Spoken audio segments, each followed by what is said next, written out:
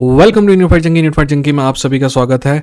मजाक मजाक में यूएफसी नोचे या फिर कहेंगे यूएफसी स्पीयर नोचे या फिर रियाद सीजन या फिर यूएफसी 306 ओल्ड स्कूल सामने आ चुका है। टाइम आपको पता है, संडे के दिन सुबह 7:30 बजे और ये एनालिसिस है मेन इवेंट का। इसके पहले के दो एनालिसिस आप नहीं देखे हैं तो आप जाके देख सकते हैं। ये एनालिसिस जो है पहले मैं मेंबर्स के लिए रिलीज करूंगा, उसके बाद आम पब्लिक के लिए रिलीज करूंगा, ठीक है ना। अगर हो सके तो मेरे मेंबर बनिए। चलिए टाइम वेस्ट करे बिना आगे बढ़ते हैं, और आगे बढ़ने से पहले सब्सक्राइब करके बेल आइकन क्लिक कर दीजिए। आप पछताएंगे नहीं यार, अभी तक समझ में नहीं आया। ये कॉमेडी स्पोर्ट का सबसे बेहतरीन चैनल है इंडिया में, सबसे बेहतरीन। सब्सक्राइबर पे मत जाना, ठीक है ना, वीडियो देखना और फिर मेरे को बताना। एनीवेज, ये जो इवेंट है ना, इसके बारे में, मेन फाइट के बारे में हम बात करें उससे पहले इस इवेंट के बारे में भी बात करना पड़ेगा, ठीक है। इस इवेंट के बारे में हमें हजार सारी बातें सुनने को मिली, जिसमें सबसे इंपॉर्टेंट बात जो हमको बार बार सुनने को मिली कि ये स्फीयर में हो रहा है और ये बहुत ही गजब होगा। ये बात तो आराम से समझ में आती है कि स्फीयर में हो रहा है, चारों तरफ पूरा का पूरा स्फीयर जो है एक एलईडी स्क्रीन है, तो यार देखने वाले को तो मजा आ ही रहा होगा वहां पे। बट टीवी पे इसका मजा कैसे मिलेगा, ये थोड़ा डिफिकल्ट है समझना। मैंने बहुत कोशिश की कि स्फीयर के कोई इवेंट जो है, बहुत सारे क्लिप हैं स्फीयर के अंदर के, बट ऐसा कोई इवेंट नहीं है जो शुरू से एंड तक आपको दिखाई दे। इसीलिए वो किस टाइप का एक्सपीरियंस होगा, किस टाइप का एक्सपीरियंस नहीं होगा, ये हमें पता नहीं है। ये बात भी हमें बहुत ज्यादा सुनने को मिली कि भाई यूएफसी ना बहुत पैसा खर्चा कर रहा है। कोई $20 मिलियन का फिगर लेके आया है, कोई $23 मिलियन का। एक आदमी का कहना है कि $37 मिलियन खर्च कर रहा है, यानी कि यूएफसी पिछवाड़ा फाड़ के खर्च कर रहा है। पर कहीं आपने ये खबर सुनी कि इस पूरे इवेंट में फाइटर्स जो जितने भी फाइट करने वाले हैं उनको ज्यादा पैसा मिलेगा, है ना।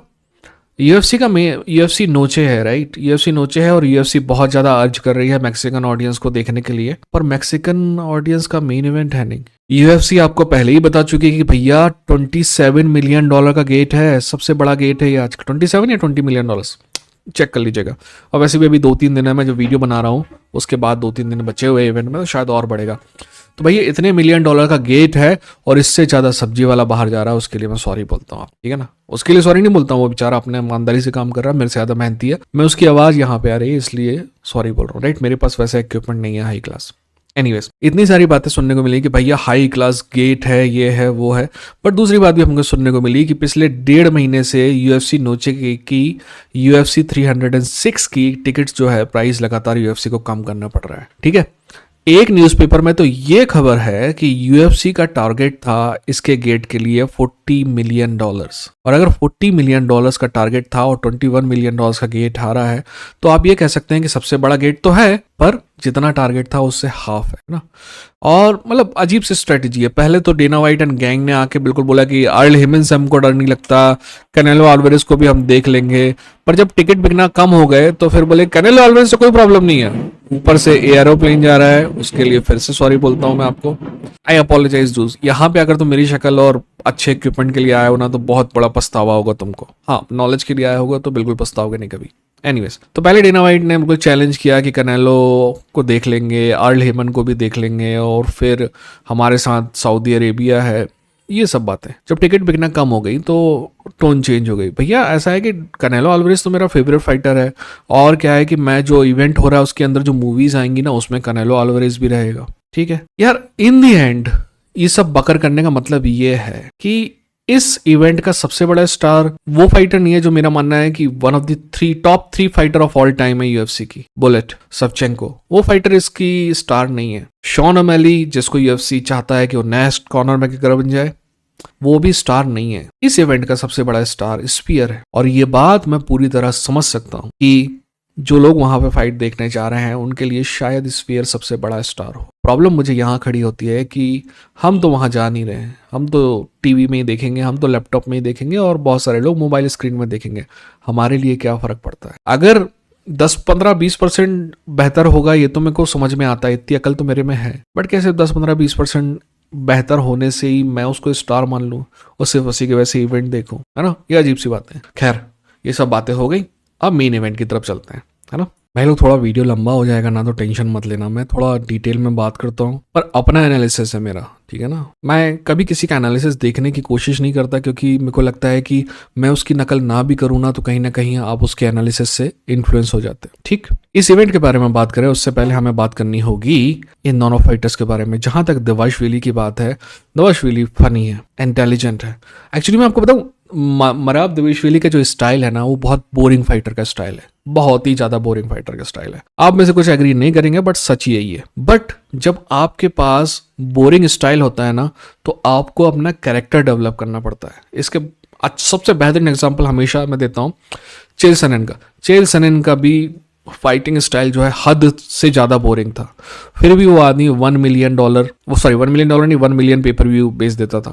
1 मिलियन पेपर व्यू हमने कब से नहीं देखा है यूएफसी में। एनीवेज, तो 1 मिलियन पेपर व्यू बेच देता था। पता है क्योंकि लोग उसके कैरेक्टर को पसंद करते थे और उस कैरेक्टर को देखने आते थे। दोस्त, यही काम मैराब दिविशविली ने किया है, और मैराब दिविशविली की तारीफ और भी ज़्यादा करनी चाहिए, क्योंकि चेल सनन की तो बेसिक लैंग्वेज ही इंग्लिश थी। मैराब दिविशविली की तो है नहीं, वो तो बेचारा जॉर्जियन है, फिर भी उसने इंग्लिश सीखी और सब कुछ कर रहा है, और he is funny, he is attractive, तो लोग उसकी फाइट देखने आएंगे, भला ही फाइट बोरिंग होगी, ठीक है ना। इसलिए वहीं दूसरी तरफ हमारे पास शॉन ओमैली है। शॉन ओमैली वो आदमी है जिसको यूएफसी चाहता है कि भाई आप जो है ना सबसे बड़े स्टार बन जाओ। वो हमारे मतलब पिछवाड़े में घुसाते रहते हैं कि भाई ये सबसे बड़ा स्टार है, सबसे बड़ा स्टार है, सबसे बड़ा स्टार है, सबसे बड़ा स्टार है। आप ये कह देने से कोई बड़ा स्टार हो नहीं जाता। अब सवाल ये उठता है कि क्या शॉन ओमैली के पास पोटेंशियल है सबसे बड़ा स्टार बनने का? बिल्कुल है मेरे भाई, बिल्कुल है। एक्साइटिंग फाइटर है और कैरेक्टर भी है। पर मेरे साथ प्रॉब्लम है कि शॉन ओमैली एक नहीं, 2 शॉन ओमैली है। इनमें से एक शॉन ओमैली को मैं बहुत पसंद करता हूँ और दूसरा शॉन ओमैली को देख के चिढ़ आती है। एक शॉन ओमैली जिसको देख के चिढ़ आती है ना, वो ये है कि वो आदमी बालों में कलर करके आएगा, दुनिया भर के टैटूज हैं, लैम्बोर्गिनी में घूमेगा।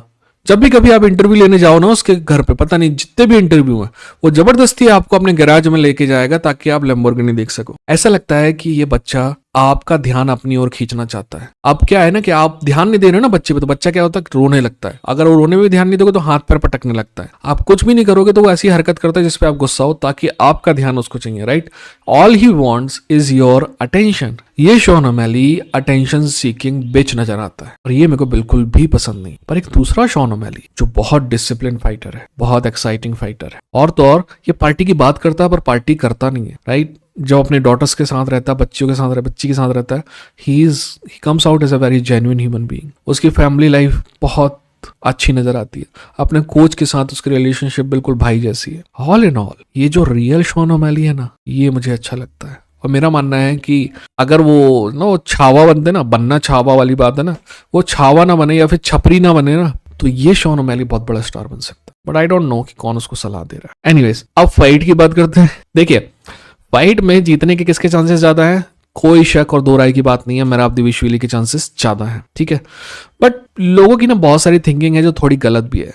पहली बात, लोगों को ये लगता है कि मैराब दिविशविली ना 25 टेक डाउन करेगा, हर राउंड में 5-6 टेक डाउन एवरेज, और ऐसे फाइट जीत जाएगा। आई डोंट थिंक सो कि ऐसा होने वाला है। कारण पहले के 1.5 राउंड में टेक डाउन डिफेंस जो है वो स्टेबल रहेगा शॉन ओमैली का। इसका मतलब ये नहीं कि वो टेक डाउन नहीं कर पाएगा, बट फिर भी कम होंगे, है ना। दूसरी बात, इसके उल्टे मैराब दिविशविली के पक्ष में तो ये बात हो गई। मैराब दिविशविली के दूसरे साइड वाले लोग ये कहते हैं कि एक्चुअली ना मैराब दिविशविली को 25 मिनट परफेक्ट चाहिए, वहीं शॉन ओमैली को ना बस 5-6 सेकंड चाहिए, 1 सेकंड या 2 सेकंड चाहिए परफेक्ट पंच मारने के लिए, और बात खत्म है, गेम सेट और मैच है। इसीलिए शॉन ओमैली को जीतना चाहिए। मुझे ये बात भी समझ में नहीं आती। मुझे तो लगता है कि ये बात भी प्योर चूतियापा है। मैं आपको समझाता हूँ कैसे। देखिए, शॉन ओमैली के गेम का बहुत इंपॉर्टेंट हिस्सा है किक्स, और क्योंकि 1 लेग का मास्टर है मैराब दिविशविली, यार किक्स काम नहीं आने वाले उधर। दूसरी बात, शॉन ओमैली की जो स्ट्राइकिंग है ना, बहुत अच्छी स्ट्राइकिंग है। मैं कहता हूं कि वो एक आध बार नॉकडाउन भी कर सकता है, बट हमने मैराब दिविशविली को एक बार नहीं कई बार नॉकडाउन से रिकवर होते हुए देखा है और फिर फाइट जीतते हुए देखा है ना। तो मेरे को लगता है कि ये लोग जो है ना, एक ने आदमी ने बोल दिया कि ये 25 मिनट लगातार उसको कंफर्टेबल रहना है और फिर दूसरे को सिर्फ 1 मिनट चाहिए है, और इस टाइप की बकचोदियां जो है ना लोग सुनते हैं और उसको रिपीट करने लगते हैं, राइट। जैसे कि मैं हमेशा आपसे कहता हूँ, मेरे बाबूजी कहते थे कि बेटा अगर कोई बोले ना कि कौवा कान ले गया तो कान देखने का है, कौवा बाद में देखना, ठीक। अब फाइट का एनालिसिस करते हैं। सबसे पहले स्ट्राइकिंग की बात करते हैं। जहां तक स्ट्राइकिंग की बात है, शॉन ओमैली न सिर्फ बेहतर स्ट्राइकर है बल्कि मेरे हिसाब से one of the best striker in UFC है, और बेस्ट स्ट्राइकर होने के साथ साथ उसका फाइट आईक्यू बहुत शानदार है। शॉन ओमैली रेंज बहुत अच्छी मेंटेन करता है। उस पर प्रॉब्लम यहाँ से शुरू होती है शॉन ओमैली के लिए। शॉन ओमैली क्या होता है कि रेंज बहुत अच्छी मेंटेन करता है, क्योंकि वो जो पुश किक है ना, फ्रंट पुश किक या फ्रंट पुश किक को लेके एक मजेदार किस्सा है, बट वो फिर कभी बात करेंगे। फ्रंट जो पुश किक है ना उसके थ्रू वो मेंटेन कर रहता है range, right. He will come 1-2 and then he will go away, and when you will try to come, वो पुश किक से आपको रोक देगा। मतलब ये बेसिकली उसका फॉर्मूला है। अब जो पुश किक वो यूज करता है वो यहाँ पे नहीं कर पाएगा, क्योंकि जैसा कि मैंने पहले भी आपसे कहा कि ई सिंगल लेग का मास्टर है मेराबदविशविली। अगर आप टेक डाउन तो उसको मेहनत करनी पड़ेगी, पर अगर आप पुश किक मारोगे और उसने पकड़ लिया ना आपका पैर, तो ऐसा है कि आपने टेक डाउन जो है गिफ्ट ही कर दिया उसको ना। तो ये जो है मुझे ये समझना होगा कि आखिर बिना पुश किक के शॉन ओमेली का गेम कैसा रहेगा। ये मेरे लिए थोड़ा सा मतलब समझने वाली बात है कि देखना पड़ेगा। वहीं दूसरी तरफ मेराबदविशविली के बारे में मैं कहना चाहता हूँ, जो उसके फैन को शायद अच्छी नहीं लगेगी फैंस को। मेराबदविशविली ना सिर्फ एक बहुत शानदार स्ट्राइकर नहीं है, मेरे हिसाब से मेराबदविशविली जो है ना एक औसत स्ट्राइकर है, एक एवरेज स्ट्राइकर है, ठीक। बट तो इस मामले में बिल्कुल साफ है कि अगर फाइट यहाँ पे होगी ना स्ट्राइकिंग में, तो 80% चांस है कि शॉन ओमेली जीतेगा और 20% चांस है कि मेराबदविशविली जीतेगा। अब बात करते हैं रेसलिंग की। रेसलिंग को पहले शॉन की बात कर लेते हैं, है ना, क्योंकि उसकी रेसलिंग में ज़्यादा बात करने को है नहीं। रेसलिंग की जहाँ तक बात है ना, शॉन ओमेली का टेकडाउन डिफेंस बहुत अच्छा है, बट हमने जो दूसरी चीज़ टेस्ट नहीं की है वो है उसका कार्डियो। अगर उसका कार्डियो मेराबदविशविली जैसा कार्डियो है तो वो टेकडाउन डिफेंस जो है 5 राउंड अच्छा बना रह सकता है, पर मुझे नहीं लगता कि उसका कार्डियो मेराबदविशविली के आसपास भी है। इसीलिए फर्स्ट 1.5 राउंड तो मेरे को लगता है कि ठीक है उसका कार्डियो स्टेबल रहेगा, बट उसके बाद दिक्कत जाएगी, ठीक है ना। जहां तक मतलब ग्राउंड में शॉन ओमेली की बात है ना, he is not bad at all. उसका जुजित्सु काफी अच्छा है, सबमिट कर सकता है वो, ठीक है ना। अब दूसरी तरफ अगर मेराबदविशविली के पास जाए ना, तो मेराबदविशविली के पास अनएंडिंग कार्डियो है, अनएंडिंग कार्डियो। वो जो स्टाफ इन्फेक्शन वाली बात है, अगर वो सच नहीं होगी तो और भी अच्छी बात है, पर अगर वो होगा तो भी उसके पास अनएंडिंग कार्डियो है, राइट। वो आपको ना, वो एक ऐसा आदमी है जो आपको he will try to take you down, अगर वो फेल होगा तो फिर टेक यू डाउन, फिर फेल होगा तो फिर will try to take you down. वो फेल होता रहेगा but he will keep trying take you down. एक ही बस नारा है उसका कि भैया अपने को नीचे लेके जाना है आदमी को, है ना। 6 फुट के आदमी को आधा फुट का आदमी लिटा के बनाना है हमको, और वो लेके जाना है। जैसे कि आपको देखना है तो आप होजे अल्डो के खिलाफ उसकी फाइट देख सकते हो, है ना। उसका अल्टीमेट गोल ये है कि आपको लगातार कोशिश करता रहेगा और एक बार टेक डाउन कर भी लेगा। होजे अल्डो को वो कुछ भी नुकसान नहीं पहुंचा पाया, राइट, उस फाइट में। मेरा तो मानना है कि वो फाइट एक्चुअली होजे अल्डो को देनी थी, खैर वो फाइट अपन भटक गए।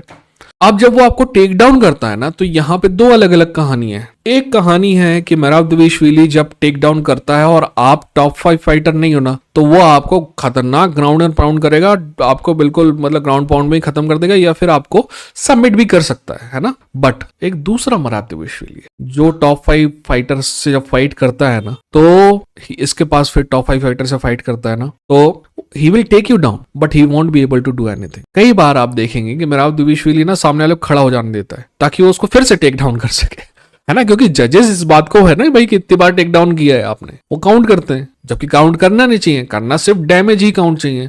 बट ये बात है कि असर पड़ता है जजेस पे, क्या बताएं, है ना। तो बस लड़ाई यहीं पे है, टेक डाउन ही पूरी लड़ाई है। अगर वो टेक डाउन कर लेता है, बार बार करता है और कुछ नहीं कर पाता है ना, दैट्स अ डिफरेंट थिंग। पर अगर कुछ कर पाता है तो दिक्कत में है Shawn O'Malley. All in all simple बातों में कहें कि जहां तक रेसलिंग की बात है, ये फाइट जो है 65-35 है। अगर रेसलिंग में फाइट रहेगी ना ग्राउंड में, तो 65% चांसेस हैं मेराब के जीतने के और 35% चांसेस हैं शॉन के जीतने के। शॉन सबमिट कर सकता है ना। जहां तक फाइट आईक्यू की बात है ना दोस्त, फाइट आईक्यू तो शॉन ओमेली का है, इस बात पे कोई शक और कोई दो राय नहीं है। मेरे पापा की आदत है बार बार ये कहने की, राइट, कि अगर वो जिस बात में बहुत ज्यादा कॉन्फिडेंट होते हैं ना, तो बोलते हैं इस बात पे कोई शक और दो राय की बात। तो मैं भी आपसे यही बोल रहा हूँ without a shadow of doubt, Shawn O'Malley का जो इस आपका फाइट आईक्यू है बहुत अच्छा है। अब मैं क्या सोचता हूँ इस फाइट के बारे में, देखिए मैं ये सोचता हूँ इस फाइट के बारे में कि मैंने शॉन ओमेली को ना लगातार इंप्रूव होते देखा है, लगातार। और अगर वो इस फाइट में भी इंप्रूव करता है ना भाई, तो दिक्कत है। अगर उसका इम्प्रोवाइजेशन, अगर जो इंप्रूवमेंट है उसमें टेकडाउन डिफेंस में आती है, और क्यों नहीं होगी, वो 4 महीने से सिर्फ इसी की तैयारी कर रहा होगा, इसी टेकडाउन की, क्योंकि स्ट्राइकिंग में उसको पता है कि वो आगे है। और मेरे को लगता है कि इंप्रूवमेंट होगा उसमें, और मेरे को लगता है कि शॉन ओमेली ये फाइट जीतेगा। दिल दिमाग पैसा सब शॉन ओमेली में लगाए जाते हैं। यार वीडियो लंबा हो गया हो तो आई एम सॉरी, बट क्या करूं मैं, हर चीज के बारे में बात करना जरूरी है ना। अगर अभी तक भी सब्सक्राइब नहीं किया तो क्या कर रहे हो मेरे भाई, और अगर मेंबर बन सकते हो तो मेंबर बनना, ठीक है। आप बताना कि आपको क्या लगता है, अगर मैं सही हूं तो क्यों सही हूं, गलत हूं तो क्यों गलत हूं, सब कमेंट में बताना। आपको पता है कि मैं हर कमेंट पढ़ता हूं, ठीक है। अपना ख्याल रखिए, अपनों का ख्याल रखिए। ये था इंडियन फाइट जंकी, लड़ेंगे जीतेंगे।